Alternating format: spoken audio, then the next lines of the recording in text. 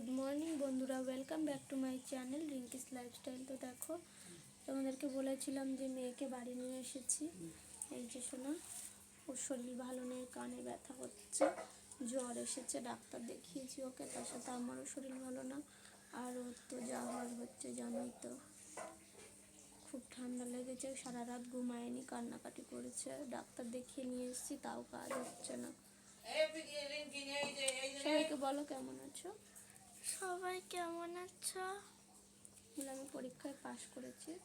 আমি পরীক্ষায় পাশ করেছি। চলো তোমাদেরকে দেখাই, ওকে একটু দুধ খাওয়াবো। ওকেও একটু দুধ দিয়েছি, সকালে দুধ খেয়েছে গরম করে, আর ওকে একটু দুধ দেবো। তো চলো ওকে দেখাই। হচ্ছে ওষুধ খাওয়াতে বসে আমার হয়ে যাচ্ছে। ও তো ওষুধ খেতে চাইছে না, আর ও বলছে আমার জন্য দুধ এনেছো, তোর দুধটা ঠান্ডা করতে দিয়েছি। দেখো সারা রাত কান্নাকাটি করেছে, এখনও কান্নাকাটি করছে।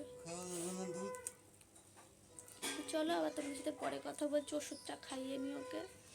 খাবে না বলে কেমন করছে, নাহলে কানে ব্যথা কমবে কি করে? সবাই একটু বলো তো যেন ওষুধটা খায়। আর এই যে ওর বাবাকে ড্রেসিং করা হয়ে গেছে। এই যে ড্রেসিং করেছি।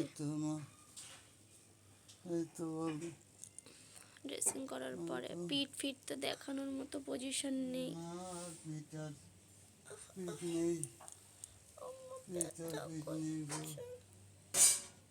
কানে তো ব্যথা করবে, ওষুধ না খেলে কানে ব্যথা করবে। বাবা ওষুধটা খাও। হ্যাঁ ঠান্ডা হচ্ছে, তোমার জন্য দুধ এনেছি, জল দেব। তারপরে স্নান করে সন্ধ্যাবেলায় সন্ধ্যা দিয়ে দিয়েছিল মেয়ে। সন্ধ্যা দিয়ে গোপুসোনাকে শয়ন দিয়ে দিয়েছিল, আর আমি আর মেয়ে উপরের ঘরে একটু গিয়ে দাঁড়িয়েছিলাম। তারপরে আবার নিচে চলে আসলাম, কারণ ওর বাবা নিচের ঘরে একা ছিল। চলো পরে আবার কথা হবে। তোমরা সবাই কেমন আছো? আজকে হচ্ছে 1 জানুয়ারি। আমি আগের দিন থেকে ব্লগটা স্টার্ট করেছিলাম। 1 জানুয়ারিতে সবাইকে নতুন বছরের শুভেচ্ছা জানাই। সবাই খুব ভালো থাকো। ছোটরা আমার অনেক অনেক স্নেহ ভালোবাসা নিও, আর বড়রা সবাইকে আপনাদের প্রণাম জানাই। আমি আজকে 1 জানুয়ারিতে 2025 সাল সবার খুব খুব ভালো কাটুক, এই শুভকামনা করি সবাইকে। সবার জন্য আমার শুভকামনা রইল। আর দেখো এই যে মেয়ে, তোমাদেরকে দেখাচ্ছি, ওর কানে ব্যথা এখনও কমেনি। আর এখন রুটি হচ্ছে, রুটি আর আলু ভাজা হয়েছে, আর বেগুন ভাজা হয়েছে, ওকে একটু খেতে দেব। চলো তোমাদের সাথে একটু দেখাই। এই দেখো এখানে আলু ভাজা আছে। আর কালকে এত গান বাজছিল না, আমি হচ্ছে গিয়ে ভিডিও করতে পারিনি, কপিরাইট চলে আসবে বলে। আর এখানে রুটি আছে, আর এখানে বেগুন ভাজা করা আছে। আর মা এখানে আটা ফাটা মেখে রেখে গেছিলো, আমি এগুলো সব পরিষ্কার করে দিয়েছি। রুটিটা আমি পরে বানালাম। আর দেখি ও খেতে পারে নাকি, ওকে একটু খাওয়াবো।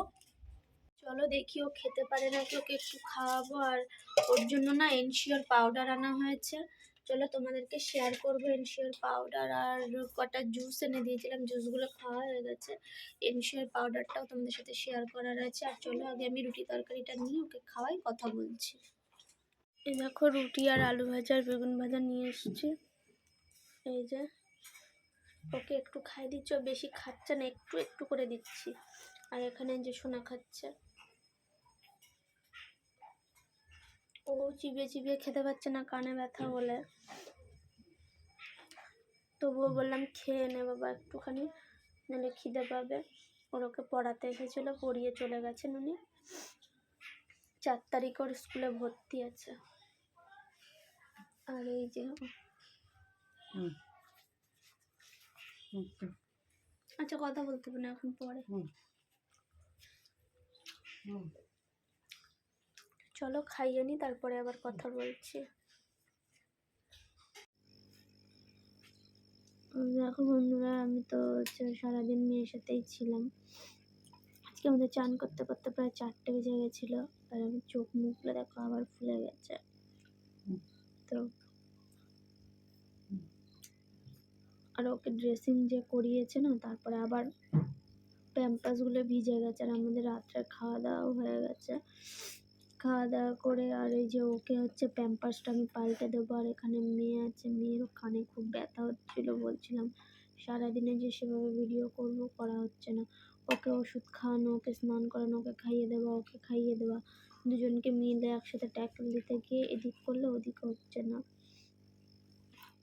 তার মধ্যে মেয়েটারও এরকম শরীর খারাপ হয়ে গেল, তার মধ্যে নিজের শরীর ভালো না, মা বাড়ি থাকে না, মাও তো বাড়ি হচ্ছে গিয়ে রান্না করে, তাকেও বেরোতে হয়, বাবাকে বেরোতে হয়, বোন বেরিয়ে যায়, ভাই বেরিয়ে যায়।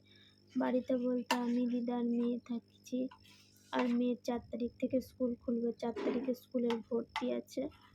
তো যাই হোক, আমি একটা স্কুলের ফর্মটা তুলেছিলাম, তো সেই স্কুলটা আমাদেরই স্কুল, যেটা আমি পড়েছি সেই স্কুলে মেয়েকে ভর্তি করছি।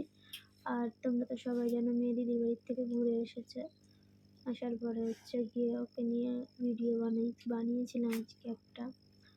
আর যেটা সত্যি কথা, অনেকদিন যেটা বলা হয় না, আমার কাছে তো আর সেভাবে কোনো হেল্প আসছে না। আমি হচ্ছে গিয়ে যেটুকানি যা হেল্প পেয়েছি সেটুকানি দিয়ে ইঞ্জেকশন চালানোর ব্যবস্থা করেছি, কিন্তু আর বাকি যে কয়দিন চালাতে পারবো কিনা আমি জানি না ইঞ্জেকশনটা। তাই নিয়ে আমার খুব মানে টেনশানে আছি, ভীষণ টেনশানে আছি। সত্যি কথা বলতে আমি কাউকে বোঝাতে পারছি না এই টেনশানটা আমার কীভাবে কাজ করছে। আমার কোনো হেল্পই আসেনি এই কতগুলো দিনের মধ্যে, আর কোনো হেল্প আসেনি। 4-5 দিন হয়ে গেছে আর কোনো হেল্প আসেনি। আমি কী করে ও ইঞ্জেকশন জোগাড় করবো আমি জানি না। খুব টেনশানে আছি, যেটা সত্যি কথা। যার বাড়িতে এরকম সমস্যা হয় সেই শুধু একমাত্র জানে যে কত কষ্টের এই দিনগুলো পার করা। এক একটা দিন যাচ্ছে আর মনে হচ্ছে যেন আজকের দিনটা গেল, আবার কালকের দিন আসলে মনে হচ্ছে আবার কী করে কাটবে। নিজে মেয়েটাকে নিয়েও কোথাও একটু বেরোতে পারছি না। মেয়েটা সবসময় বায়না করছে একটু নিয়ে চলো মা, একটু নিয়ে চলো, কিন্তু সম্ভব হচ্ছে না। কী করবো বলো? সব সন্তানদেরকে নিয়েই বেরোনোর ইচ্ছা থাকে বাবা মায়ের, কিন্তু আমাদের পরিস্থিতিটা একদম আলাদা। আমার মেয়েটা সবাইকে দেখে, কিন্তু ওর বাবা মা কাউকেই কাছে পাচ্ছে না। শুচ্ছে মনির কাছে, এতদিন দিদির কাছে শুয়ে এসছে, দিদির ওখান থেকে আসতে চায়নি।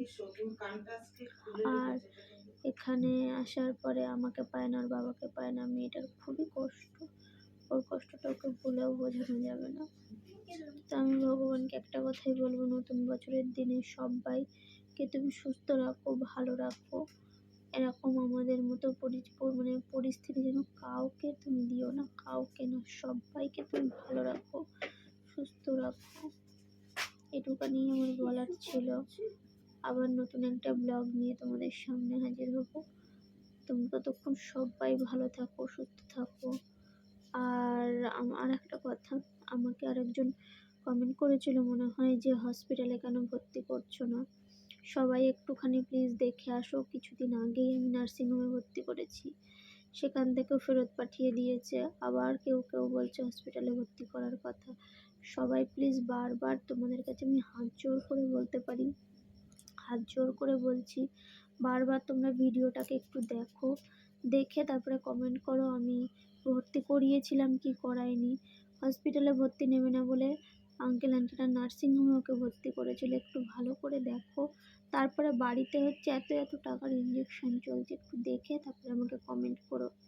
আর কোনো এক ভাই বলেছে, হয়তো বা ভাইয়ের কমেন্ট আমি ডিলিট করে দিচ্ছি। আমি কারোর কমেন্ট ডিলিট করছি না, আমার কমেন্ট দেখার হয়তো বা অনেক, আমার তো এখন টাইমই হচ্ছে না। ওর শরীর খারাপ, মেয়ের শরীর খারাপ, মেয়ের ভর্তি নিয়ে আমি কারোর কমেন্টও ডিলিট করিনি। সবাই প্লিজ একটুখানি বুঝে শুনে একটু দেখো, কেউ রাগ করো না, এটাই আমার বলার আছে।